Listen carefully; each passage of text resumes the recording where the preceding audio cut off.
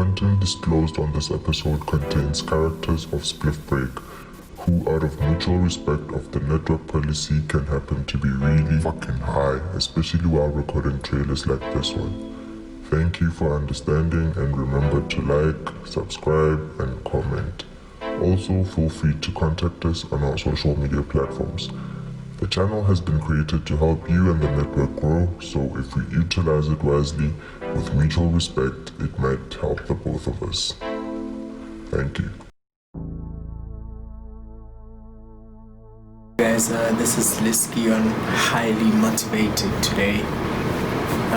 Today I'm just going to be giving you a short slot of motivation, just for the time being, until we figure out what's important. Since now everything is at question: education, alcohol,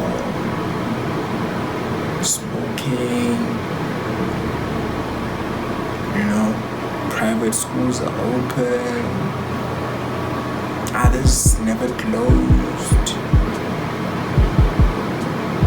Man, so many things going on, and our network is giving us information which is quite creditable for them, actually. Think about it, yeah. So now let me not just go into that. We have our guests who we actually go into that with, so I don't want to assume my own opinion matters here. So anyways, let's go into motivation, and the first thing is for us to stay clean, stay positive, stay highly motivated. Life is like a joint. I don't know how, we should just keep rolling. Yeah, it's pretty much it. Yeah, guys, so stay on the roll, keep going, stay relevant in whatever you do. It doesn't matter. It's unnecessary to worry, because at the end of the day you lose more than you gain, so you might as well just put on a smile and just know that one day it's going to be okay. Stay positive, guys. Let's do unto others as we want them to do unto us. That's the saying. Do unto others as you want them to do unto you. You, not me. Damn, you. So, but it doesn't say if someone does bad to you, bad things are gonna happen to them. There's like Corona. What the fuck? So yeah, that's not how it goes. It's about you. The saying is about you. It's not about someone else. Don't twist the words. Yeah, this is pretty much it. And I'm not gonna be quiet about George Floyd's case, man. That has been very dramatic. It has been very eye-opening, considering what America is going through, the things that we went through. It's quite deep, man. Yeah. So I don't know. I feel like racism is unforgivable. In as much as we might try to collaborate in the form of unity and everything, racism is just unforgivable, especially when you've never inflicted it on someone else. I mean, it's something which, if at a certain life point, you don't want to do it at all. And for me, it was a very young age. I remember I went to a very racist primary school, but we never knew about it. I mean, we hardly even complained about it. We hardly even recognized that it was. But if I explain it to you now, you will see a form of segregation between white students and black students. We did have two different classes, Afrikaans, English. Going from the village that I grew up in during my primary school and going into that environment was dodgy. Mentally, it was dodgy because back at home, things were original, traditional, and every morning, you know the hour, you know the road. It's almost like working in a mine. Everything has to switch. Everything has to just change. You know, the environment is new. School, white people, black people play the same sports. No fights. You know, everything going on good. But the one thing that actually had me realizing we're under some sort of racism, oppression, or whatever. That's my own opinion. Nobody's. Mine. It's because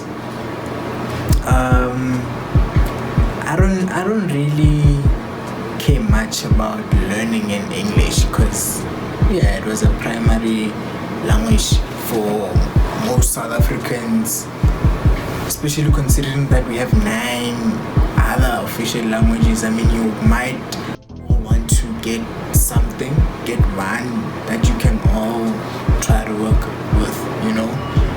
Yeah.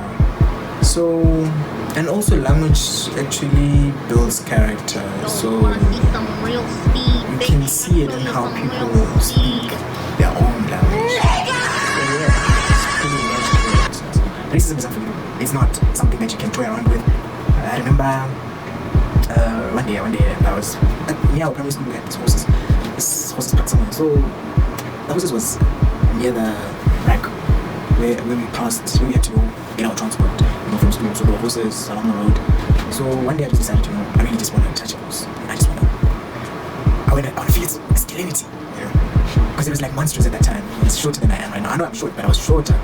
And well, I did touch it a bit, and it was flinching here and there, scares a motherfucker. But it was a moment. Then this guy pulls up from the Air Force. Actually, I knew the guy's son because in the Air Force, those guys' shifts never really change. You see the same person at the same time, especially in the morning. So during that afternoon, it was him. I don't know where he was going, whatever. I never seen him in the afternoon that time. And he's like, "What are you doing? Why are you harming the animals?" The guys, come on. At that time, I was in grade 4. Yeah, I was in grade 4. I was very young, like 13 years old, something around. And I'm like, how could I have such a beast animal this small? Inside me, like, you never really speak these things out when you're young because you don't know how to say them, especially when you have to say them in a language that is not of your mother tongue. I mean, if it was in videos, I would So that was when I realized there was some sort of stigma, but it never really got to me because there were more exciting moments with people from my side. Then with the whole school and everything, I did participate in some leadership roles at the school. It was not a bad thing. Got awarded here and there, things which are quite memorable. It was not that racist, but when you think about it, the segregation was a bit mental because it would take a whole board. And by the way, we never had any black teachers at our time. I don't know about now, but at our time we never had any, so everything was just clean, white, swapping. But I never personally experienced painful, violent, disgraceful, inhuman racism like that. Like what happened to George Floyd, I mean, I feel like it might have been happening in the past, but I mean, the stop sign is a stop sign, and like you don't just, man. If she says stop, you stop. I don't know in which planet you come from, whatever. It's just gonna stop, man. It's gonna stop, and we have to go on. We have to move. Have you seen how China is so under control? I mean, the whole citizens are under control, and they control themselves. Like even the riots, it's almost like playing Tom and Jerry. They are so controlled, well managed, proper, and it's good. We should do something like that, but we can't. We've got like 9 different official languages, over 2 races, Like actually in South Africa, we either unite or we don't, because it is. You can't put a balance on it. You cannot have team A and team B, especially on racism. You cannot do that. I feel like that is not necessary. I feel like if white people are going to stand up for their behavior in terms of racism, because I'll never inflict something that I don't know the degree of its pain, especially when it's irrelevant. You know how racism is irrelevant for black people, and people think that black people are always using this as some sort of scapegoat route. It's not. It's irrelevant for a black person to be a racist. I mean, sometimes yes, of course, you can inflict pain in terms of race. That is relevant. That is. I mean, come on, we all learn something from someone.